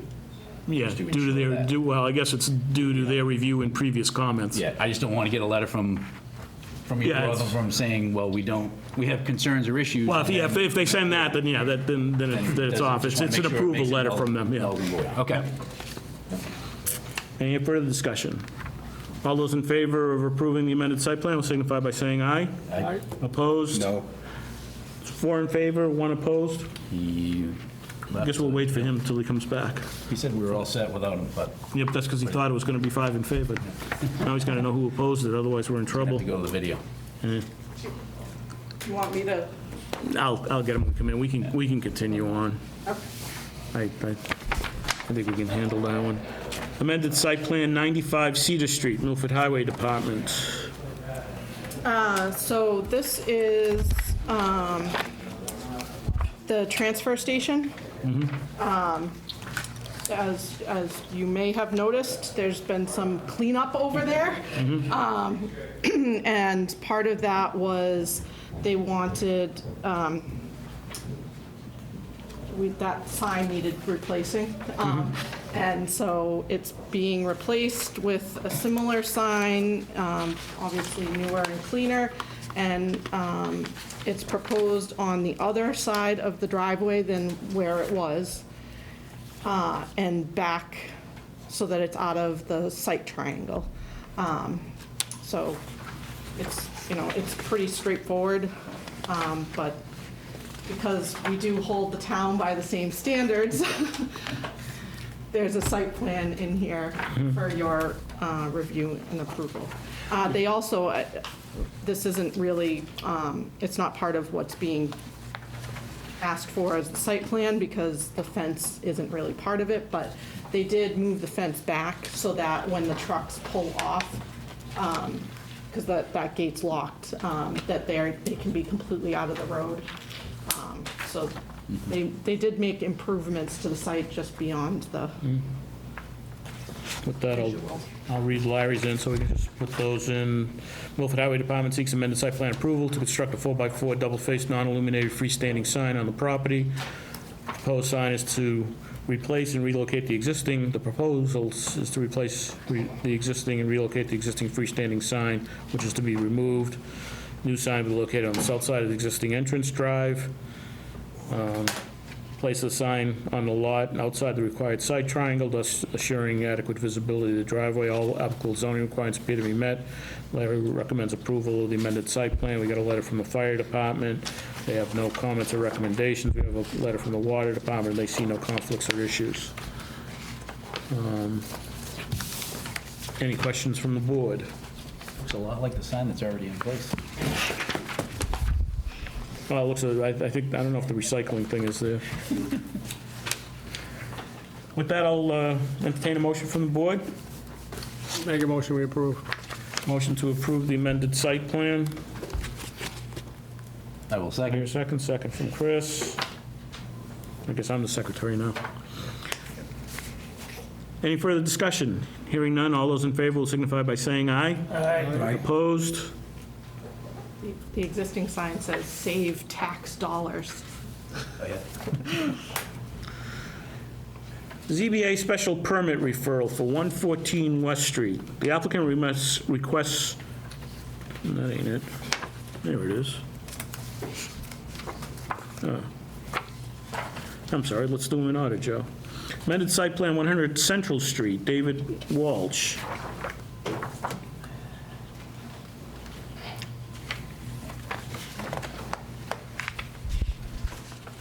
I added some parking language, or had my engineer add some parking language, so I don't know if you guys want to see that on the site plan here. But it's basically what's in the letter that was submitted. I have some of these extras. And for those members that aren't familiar with the site, the applicant requests amended site plan approval to authorize a change of use on the subject property. The site is the former catering business located in the northwest corner of Central Street and Bragg Slip. In 2020, the planning board approved the change in use for the second floor of the building to office and warehouse space for an energy consulting auditing firm that periodically conducts contractor training sessions. Occupancy of the basement and first floor of the building were then only vaguely noted as warehouse and office warehouse respectively on the floor plans. The current proposal is to add a wholesale bakery use on the first floor. The applicant has only submitted a Xerox copy of the previously submitted site plan showing no updates to the off-street parking calculation. Also, there is no letter from the sewer board. I recommend the amended site plan be approved, subject to the property owner submitting a valid updated site plan, as well as subject to relevant agency comments. We have a letter from the fire department. The applicant site plan for 100 Central Street was reviewed and have no recommendations. And the Board of Health has no objections. Water Department sees no conflict, and I think that's it for board comments. So you've added on that, as Larry indicated, the parking. Yeah. Have you talked to the sewer department about? Yeah, their requirement is for, I think, 1,000-gallon grease trap, basically, or grease interceptor to be put in the sidewalk. So, yeah, and we're going to go before them later this month and discuss good solutions for that. Because the sewer line goes through this front corner of the building. And if you guys know, there's like stairs going up the side. It's a really tight area. And anyway, so we're just going to discuss solutions for that. Yeah, you're going to have to, because if that's where you're going to end up putting it, and if that's where the sewer line goes out, you may not have any choice. You're going to have to ask the Board of Selectmen to do that, I believe, because that's in the town right away. Yeah, so the sidewalk, yeah. I mean, they're currently operating in Milford right now at the liquor store. It's, Be Good? yeah, Be Good. Yeah, Hickey's Wine and Spirits. So they have a grease trap, like just under the three-bay sink. So, There was an existing grease trap at that building. Yeah, because that goes back to the Pago. yeah, so there's an exterior one outside the building, or is that? It's outside the building. Yeah, it should be outside the building. The ones in the interior by the plumbing code, Yeah. and also the state requires, by the sanitary code, require the by occupancy and all that for the outside grease trap. Yeah, that was a town of Milford requirement, not, That's- I don't believe It's a it's, state requirement. okay. I'm just not familiar with that, because I have one in Boston that doesn't have an exterior trap, but an interior one, because there's just no room. Is it existing? Yeah? Yeah, just, That's why. so I'm just curious, what happens then if there's just no room for it there? Do you guys, you know, the new tech for the grease traps, they have the ones that can be like empty daily? Internal, I would think this board is gonna look to the sewer board. Yeah, Yeah. so whatever the sewer board says. Yep. If the sewer board approves it, then Yeah. Okay.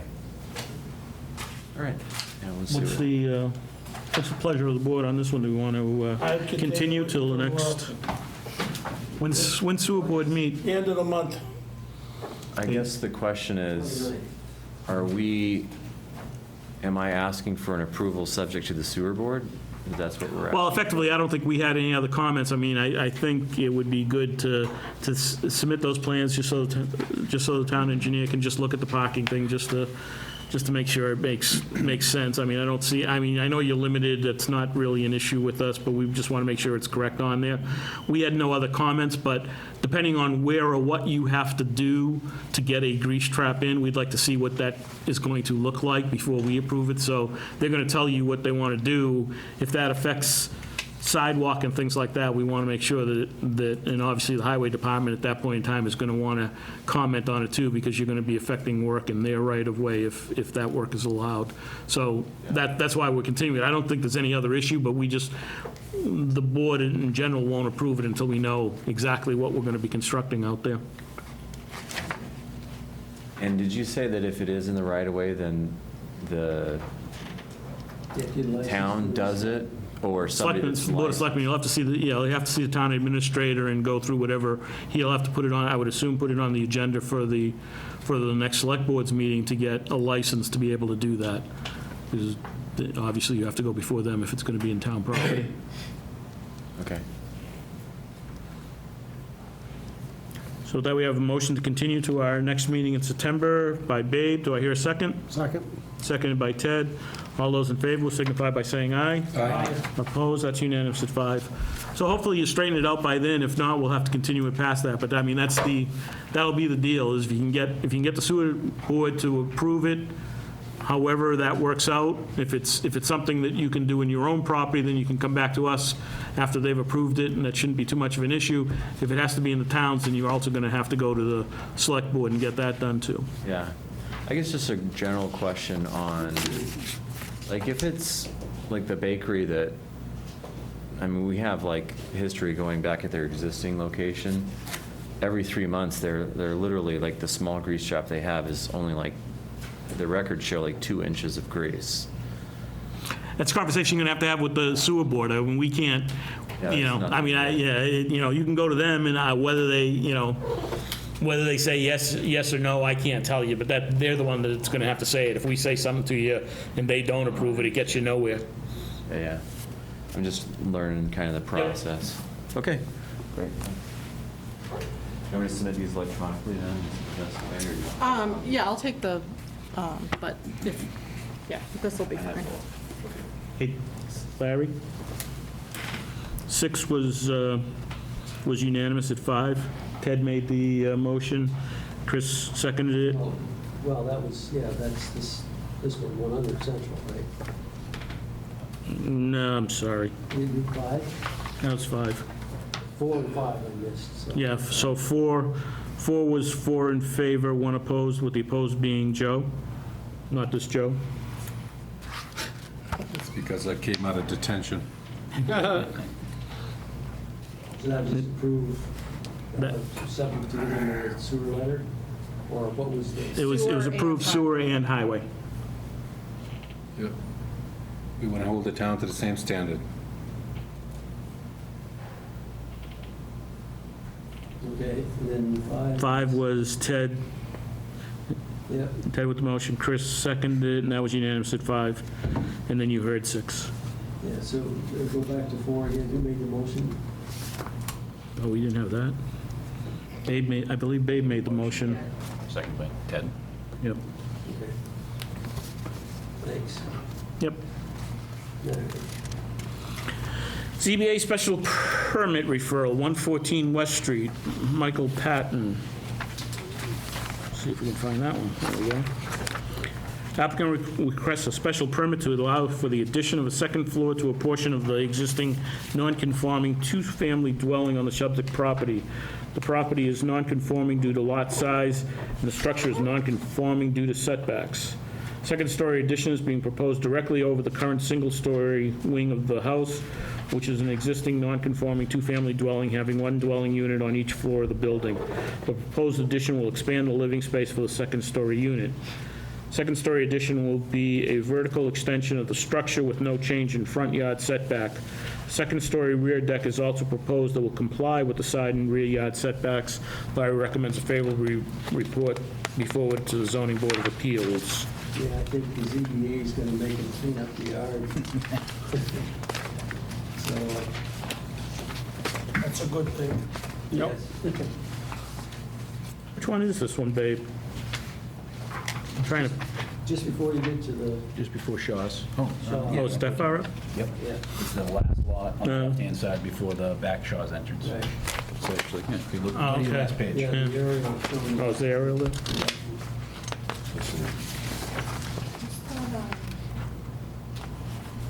What's that concrete pad? Oh, yeah.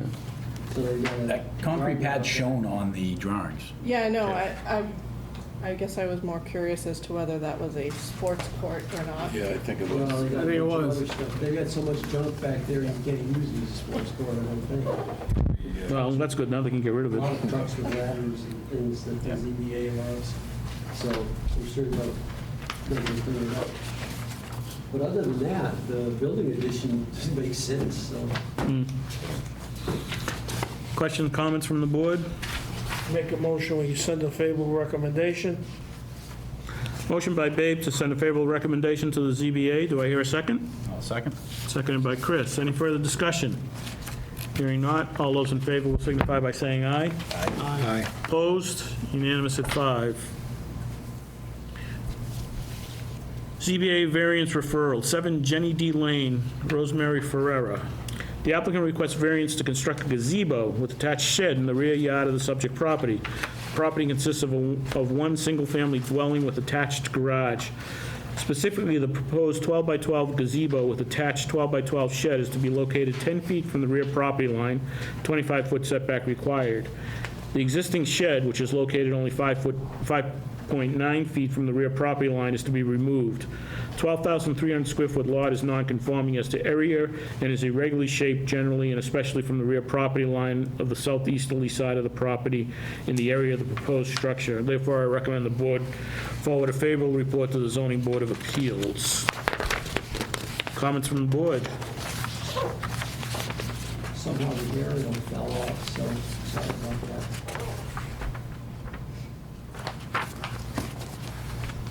I mean, I guess we make it legal, what's there, and considering the house isn't that far off the rear property line to begin with, I guess it really doesn't look that bad. What do you mean by making it legal as far as the house? Well, no, the shed not being legal. Now they have, I mean, it doesn't meet zoning, but at least they're before us, and it came as part of a variance request. Yep.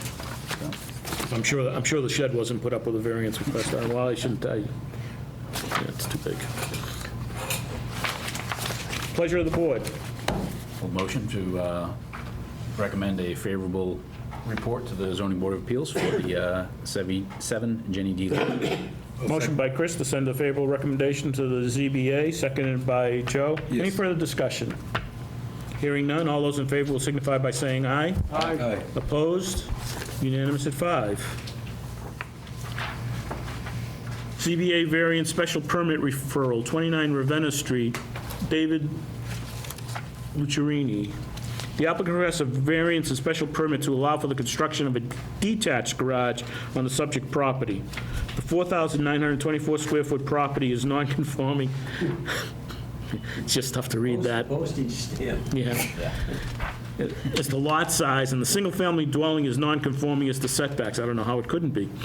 Specifically, the proposed 20 by 24 detached garage is to be 23.7 feet from the front property line, 3.8 feet from the side easterly property line, and 15.7 from the rear property line. 30, 15, 25 required respectively. The former 11 by 20 shed was at best 1.5 feet from the side property line and was 24.4 from the front property line. The new garage will have less of an encroachment than the previous shed, therefore I recommend a favorable. Questions, comments from the board? Now, this is something, the family been there for 100 years, so at least it's not something trying to make them a bunch of money out of the sale, so I think we recommend we give a favorable recommendation. Motion by Babe to send a favorable recommendation to the ZBA. Do I hear a second? Second. Seconded by Ted. Any further discussion? Hearing not, all those in favor will signify by saying aye. Aye. Opposed? Unanimous at 5. Babe, it's all yours. Oh, I have to recuse myself. this is a variance on 20 Whipple Lane. The applicant wants to allow for the construction of 18 by 20 addition to an existing single-family dwelling on the subject property. The 12,025 square feet lot is non-conforming to the area of the single-family dwelling, is non-conforming to the setbacks. So Larry specifically proposed addition to be 22 feet from the front property line, 30 is required, but this is a corner lot. And the existing dwelling is not oriented parallel to either things. Larry's recommending a favorable report. Any comments from the board? Yeah, if they squared up the house, they didn't have a problem. But it wasn't their fault, they bought it.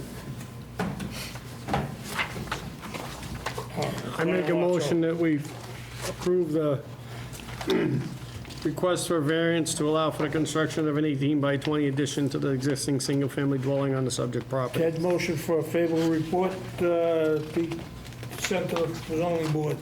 Do I hear a second? Oh, second? Seconded by Chris. Any further discussion? Hearing none, all those in favor? Opposed? Unanimous, 5. Four. One Excuse me. One abstention. Thank you, babe. CBA variance referral, 42 Purchase Street, Amy Crawley. The applicant requests a variance to allow for the conversion of the existing single-family dwelling to a two-family dwelling on the subject property. The 28,110 square foot lot is conforming as to area, though it is of irregular shape, I guess. Specifically, the proposed conversion to a two-family dwelling is proposed via a trapezoidal addition to the side and rear of the existing dwelling. No building plans were submitted with the application. While the lot is indeed of an irregular shape, little effort appears to have been made to reduce whatever encroachment might have been necessary for a regularly shaped addition. Therefore, I recommend an unfavorable report be forwarded to the Zoning Board of Appeals. This is one of the more outrageous proposals I've seen in 20 years of looking at this crap. I cannot believe that somebody would. Well, I mean, I guess by right, yes, they're right, it is duplex, but I mean, we can't even tell whether they're making, what they're making it look like. They just pull, But the duplex is the least of the issues. The whole, they could have put the Oh, I know. addition within the setbacks, it appears. Oh, yeah, it's Why totally the- doable without any of this. yeah. No, no. But even if they wanted to do an addition that needed a variance, you know, this is just outrageous. They went out of their way to make it as bad as possible, so. Anyway. I mean, it wouldn't be a night without one. It wouldn't be a night without them approving it, I'm sure, at some point. Do I hear a motion? I make a motion, we send an unfavorable recommendation to the zoning board. Motion by Babe to send an unfavorable to the ZBA. Do I hear a second? Second? Seconded by Chris. Any further discussion? Hearing none, all those in favor of sending an unfavorable recommendation to the zoning board will signify by saying aye. Aye. Opposed? Unanimous at 5. We have to sign the Victory Road rescission plan, Larry? Yeah. Just We can do that after the meeting. We can. then sign it after. So I will entertain a motion, just so we have it on the record, to sign the Victory Road recession plan, definitive plan. This is, for those that remember, this is the one Kevin Meehan's down at Imperial Hyundai, famed Victory Road. Yeah, they apparently literally lost the Mylar. So nothing's changed since 2018. You got the appropriate signatures on the Mylar from the clerk, the certificate of no change, and the certificate of that there is no appeal. So it's ready to sign. So I recommend. Any questions, comments from the board? Hearing none, I'll entertain a motion.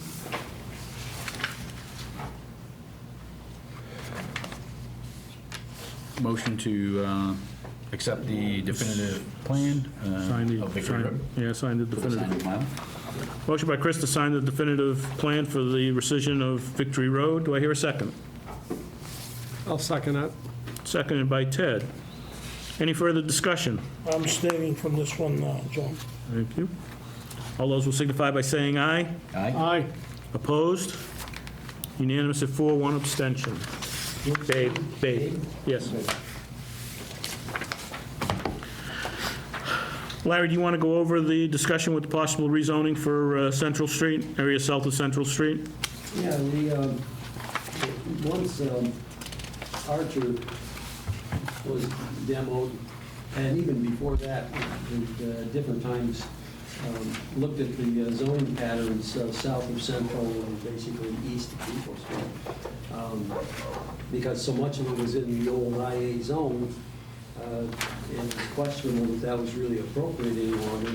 And especially now with Archer being gone, and we're still not quite sure what they're trying to do.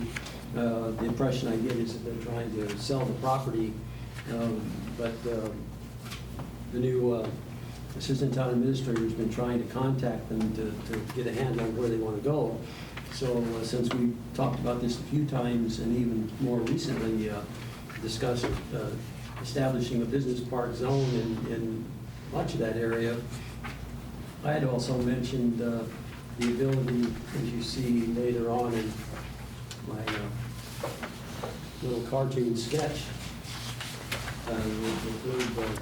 or the last page, of how you would rezone the property to establish a business park zone for the Archer property, as well as the rest of the industrial land near Central Street, and then only go down to the split where the tracks cross Depot, basically, and then end the BT essentially there, and put everything else that is currently ID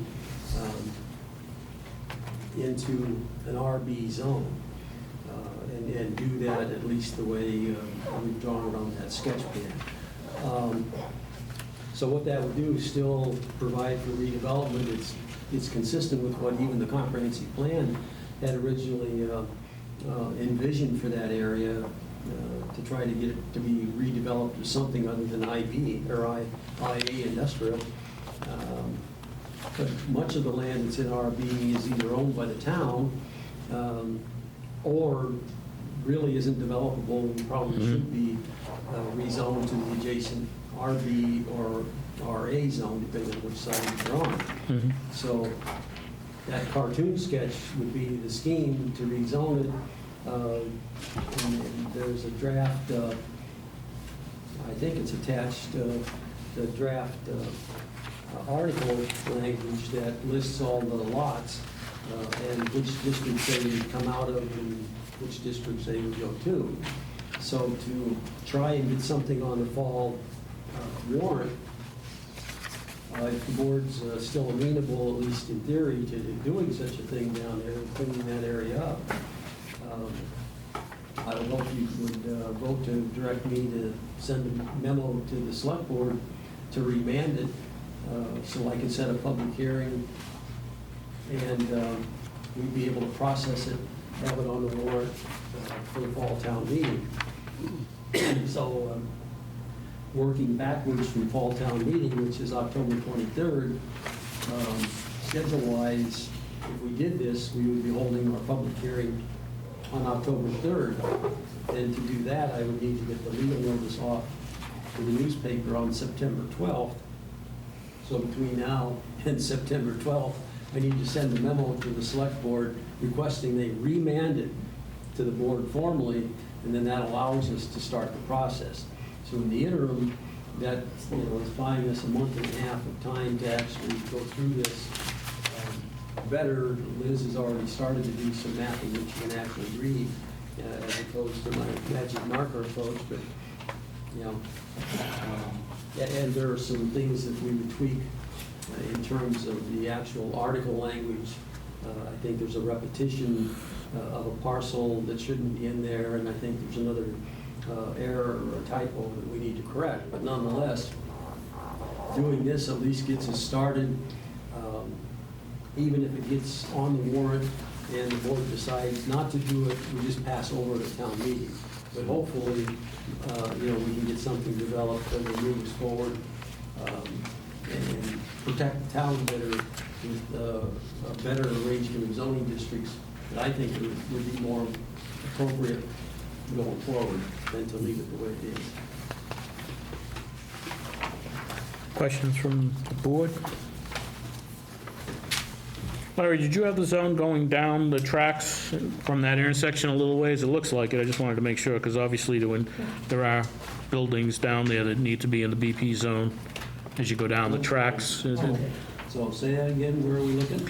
At the intersection of the tracks and Depot Street. Yep. So it's not going down that street, it's actually going down the tracks a ways and then heading back towards the river. Yep. Okay. Yeah, there's, I have a map that shows all the parcels.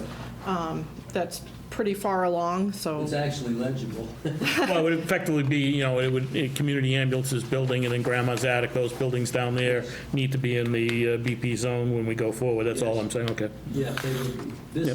This would include the building that was demolished. Yep. For the purposes of the public hearing, you'll have the Real map maps. Yeah. that shows No, I just wanted to make, exactly yeah. what's what. Yeah, I just wanted to, No. just as comments now, just to get it out there, but that I'm makes not sense. worried about it in that sense. Any other questions or comments? So the reason why we're bringing this forward is if this, if it is the pleasure of the board to change that IA zoning to BP, which I think is a good thing down there. I don't think we really want an IA zone where Archer Rubber was. I mean, it was done back when Archer Rubber and the shoe